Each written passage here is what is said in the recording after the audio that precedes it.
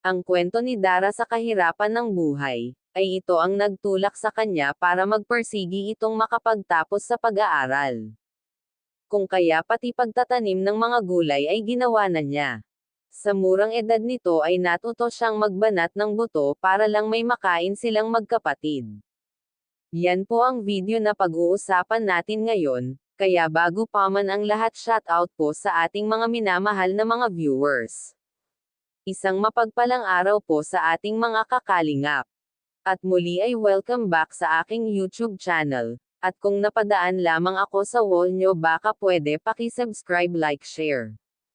Mga kaibigan, kilala naman po natin si Dara na mabait ito. At maraming nagmamahal sa kanya, at alam naman natin na very thankful siya sa mga natatanggap niyang blessings ngayon.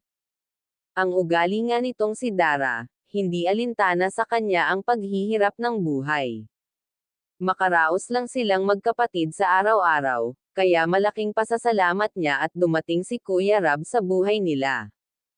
Ang totoo po kasi napakalaking tulong ang pagdating ni Kuya Rab sa buhay nila. At napamahal na siya sa K-Angels, at kay Kuya Rab na itinuturing na niyang kuya. Kung saan nga nag-i-enjoy na si Dara na kasama ang Team Kalingap.